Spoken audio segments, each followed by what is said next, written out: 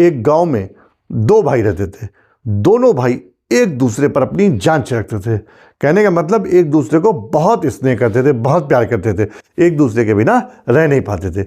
समय गुजरा, दोनों भाई बड़े होने लगे, प्यार दोनों के बीच बरकरार रहा और धीरे धीरे और समय गुजरा।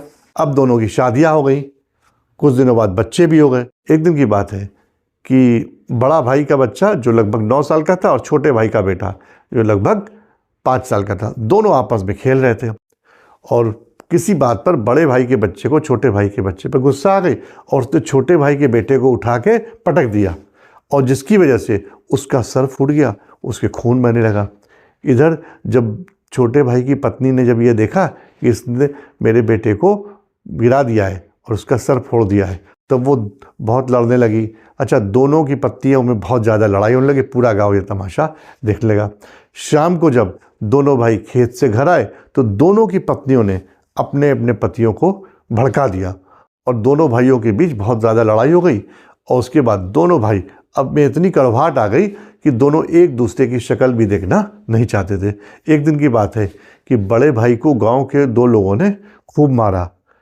छोटे भाई को यह देखकर गुस्सा आ गया और वो अपने घर से लाठी लेकर मारने के लिए निकल ही रहा था दुश्मनों को, लेकिन तभी उसकी पत्नी ने रोक लिया। उसकी पत्नी ने कहा कि भूल गए कि इनके बेटे ने हमारे बेटे का सर फोड़ दिया था और ये भी आपसे खूब लड़े थे। और उसके बाद वो जो छोटा भाई था वो रुक गया, वो अपने भाई को बचाने नहीं गया। गांव के 2 लोग जो बड़े भाई को मार रहे थे वो उसको मार के वापस चले गए। बड़े भाई को बहुत दिन तक अस्पताल में भी रहना पड़ा।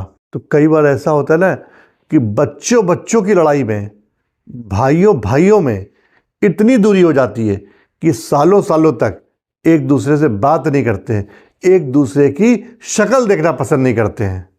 जबकि वही बच्चे थोड़े दिनों बाद साथ खेलते नजर आते हैं।